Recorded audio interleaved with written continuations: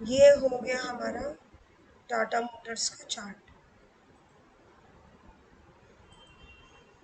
ये हो गया हमारा टाटा मोटर्स का चार्ट।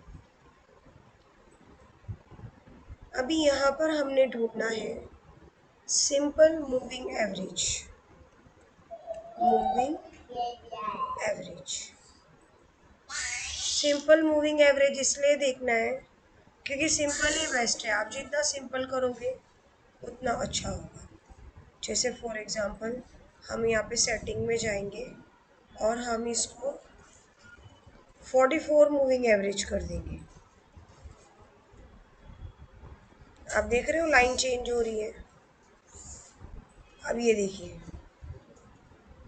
अब हम यहाँ पे सेटिंग पे जाएंगे, इसको 50 मूविंग एवरेज कर देंगे।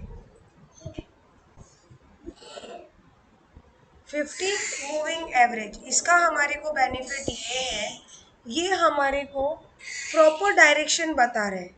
यू कैन सी दिस, जब भी मार्केट इस मूविंग एवरेज को टच करता है या तो वो ब्रेकआउट देता है, आइदर वो ब्रेक डाउन देता है। फॉर एग्जाम्पल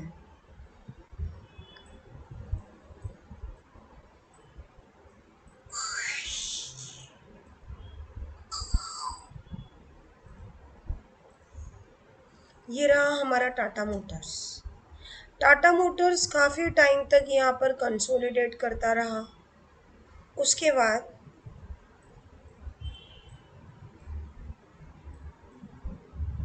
उसके बाद उसने मूविंग एवरेज को एक तोड़कर अपर साइड में वो गया, तो यहाँ से हमें राइजिंग मूविंग एवरेज मिली।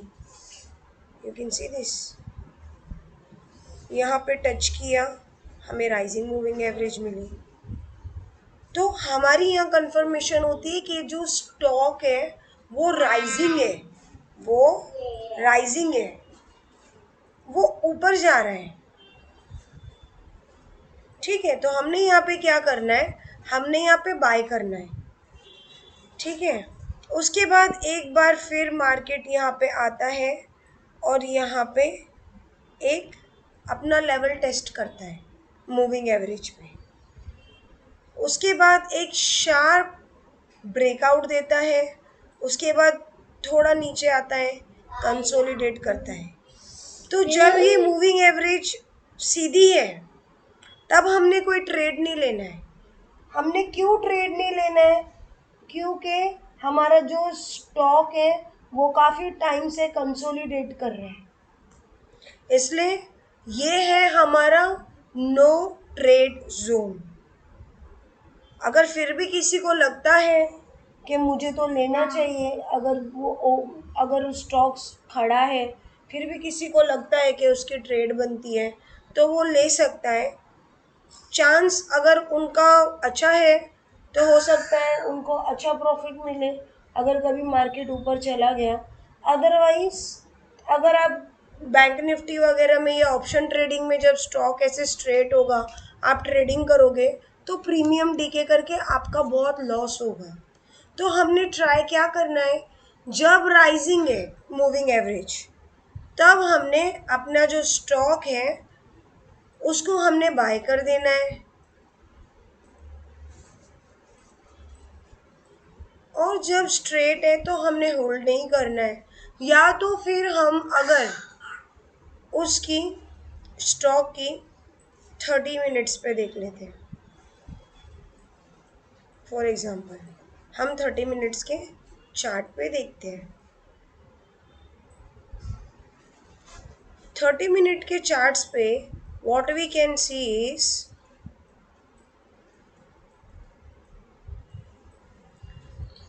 जो टाटा मोटर का शेयर है वो यहाँ से, मैं आपको दिखाती हूँ, वो यहाँ से जब उसने मूविंग एवरेज को एक राइजिंग जोन में लेकर आया तो स्टॉक जब यहाँ से बढ़ना चालू हुआ तो वो इस तरह से बढ़ता गया, वो इस तरह से बढ़ता गया। वो क्यों बढ़ता गया? क्योंकि जो उसका मूविंग एवरेज था वो राइजिंग था।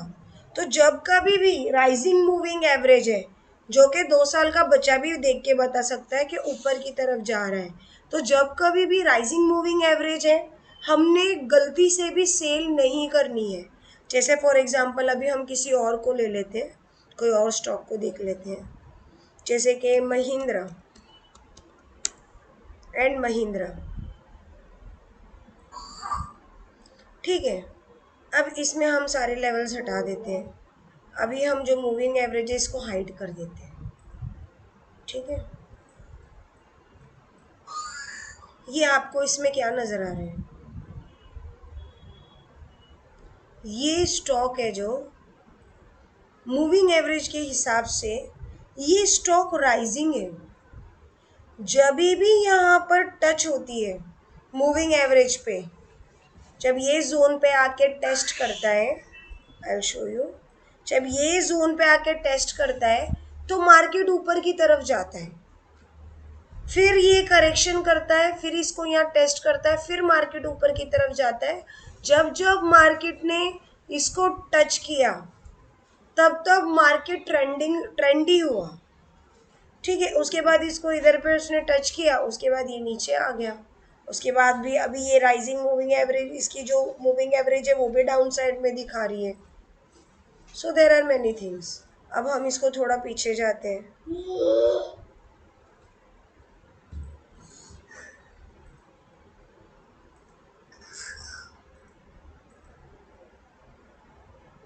फॉर एग्जाम्पल ये आपको दिखाते हैं,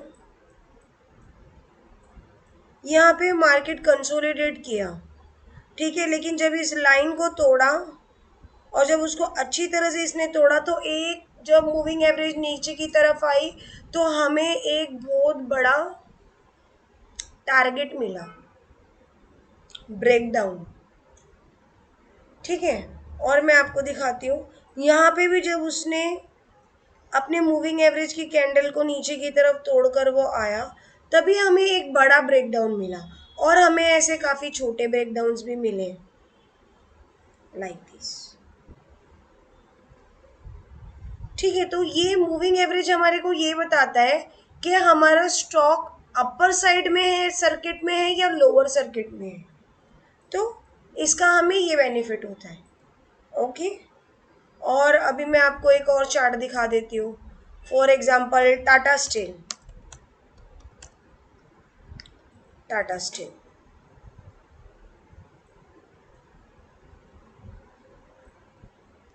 now you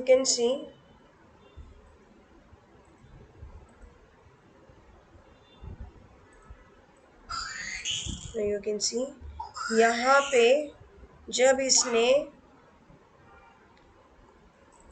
मूविंग एवरेज के ऊपर कैंडल बनाई, कंफर्मेशन कैंडल,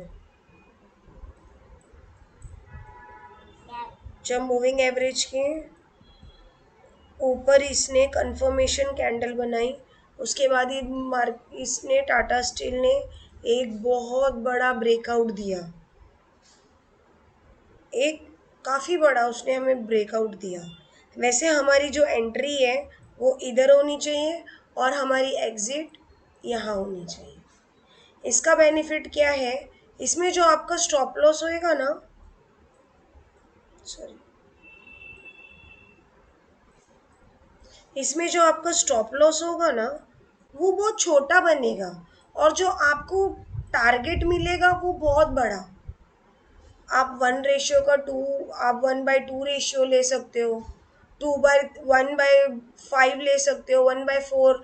आप मेरे हिसाब से स्टॉप लॉस ट्रेल करते जाओ, अपने टारगेट की चिंता मत करो। जब आपके टारगेट पे निकलना होगा, जब मार्केट घूमेगा तो वो आपको आपके टारगेट के ऊपर, आपको जहाँ तक कि आपने स्टॉप लॉस ट्रेल किया है वो अपना लेकर निकल जाएगा, तो उसमें आपको कोई इशू नहीं है। ठीक है, और हम चेक कर सकते हैं, इधर जब यहाँ पे उसने इसको तोड़ा है तभी भी इसने एक लंबा ब्रेकआउट दिया है। सो यू कैन सी, जब ये कंसोलिडेट कर रहा है तो बार बार आपके स्टॉप लॉस खाने के चांसेस है, और जब कंसोलिडेट करता है तो मूवमेंट भी बड़ा स्लो होता है। ठीक है ना, तो मेरे हिसाब से आप आइदर राइजिंग मूविंग एवरेज पे करो ट्रेड, और आप फॉल इन पे करो। बट आप जब ये मूविंग एवरेज सीधी चल रही है, आपने कोई ट्रेड नहीं लेना है। ये होता है डिसिप्लिन। अगर आप इसको मेंटेन करोगे तो आपका लॉस कभी नहीं होगा। Okay, that's it for today's video. It's all about moving averages.